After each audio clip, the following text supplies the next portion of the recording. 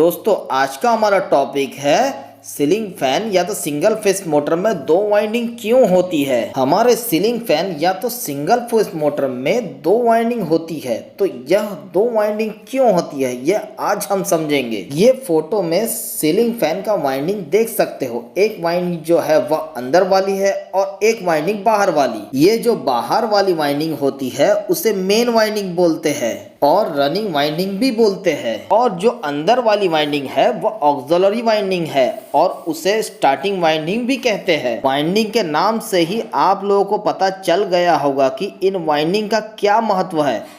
Main winding से आप लोगों को पता चल गया होगा कि यही वाइंडिंग हमारे फैन या तो मोटर को चलाती है, और अंदर वाली दूसरी वाइंडिंग है वह फैन या तो मोटर को चलाने में मदद करती है, सहायता करती है। ऑक्सिलरी को हिंदी में सहायक कहते हैं। मोटर या तो फैन को चलाने के लिए सहायता करती है। तो सवाल यह आता है कि हम बाहर की जो मेन वाइंडिंग है उसे ही न्यूट्रल फेस देकर चला सकते हैं, तो भला अंदर की स्टार्टिंग वाइंडिंग की क्या जरूरत है। तो हम लोग ऐसा क्यों नहीं करते। सीलिंग फैन हो या सिंगल फेस मोटर हो, सभी में आपको यह दो वाइंडिंग देखने को मिलेगी। जैसे कि दोस्तों हमने सीलिंग फैन में मेन वाइंडिंग की और उसे हमने न्यूट्रल फेस दिया, तब क्या होगा। तब यह होगा कि मोटर के अंदर जो रोटर होता है, रोटर उसे कहते हैं जो घूमता है, रोटर के ऊपर बाई डायरेक्शनल टॉर्क लगता है। टॉर्क का मतलब तो आपको मालूम है, धक्का लगना, फोर्स लगना।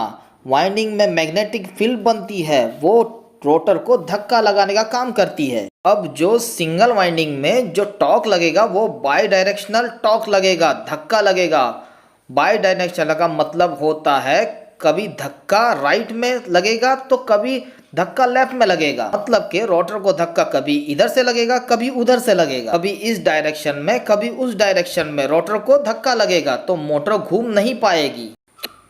जो सिंगल फेस 50 हर्ट्ज की जो सप्लाई रहती है, 10 से 12 मिली सेकंड में कभी धक्का इधर लगेगा तो कभी धक्का उधर लगेगा। इसी वजह से मोटर एक ही जगह पर वाइब्रेट करने लगेगी, और मोटर हो या सीलिंग फैन हो वह घूम नहीं पाएगी।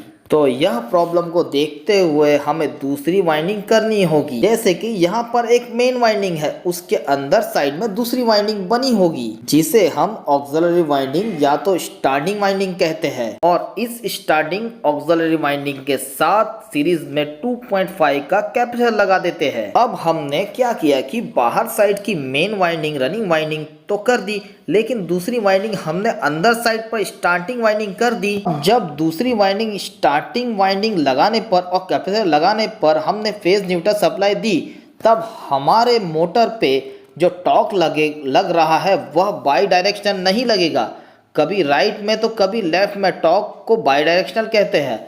अब जो टॉर्क लगेगा वह यूनी डायरेक्शनल टॉर्क लगेगा। अब जो रोटर पर धक्का लगेगा वह एक ही डायरेक्शन में धक्का लगेगा, चाहे धक्का अब इस डायरेक्शन में करो या उल्टी डायरेक्शन में करो, धक्का एक ही साइड पर धक्का लगेगा, एक ही डायरेक्शन में धक्का लगेगा। हमारी जितनी भी सिंगल फेज की मोटर होती है उसमें दो वाइंडिंग का यूज करते हैं हम, और ऐसा इस वजह से कि जब हमारे पास एक वाइंडिंग होगी तब उस केस में जब उस सिंगल वाइंडिंग पे फेज और न्यूट्रल हम देंगे, तब जाके जो टॉर्क लगेगा वह बाई डायरेक्शनल टॉर्क लगेगा, वो एक ही जगह पर वाइब्रेट करेगी मोटर। और इसी प्रॉब्लम को देखते हुए हम अंदर एक और वाइंडिंग करते हैं, और इसी स्टार्टिंग या तो ऑक्सिलरी वाइंडिंग को सीरीज में हम कैपेसिटर कनेक्ट कर देते हैं, और जब हम वाइंडिंग को फेज और न्यूट्रल देते हैं तब रोटर पर जो टॉर्क लगता है वह टॉर्क यूनी डायरेक्शनल टॉर्क होता है। तो दोस्तों सीलिंग फैन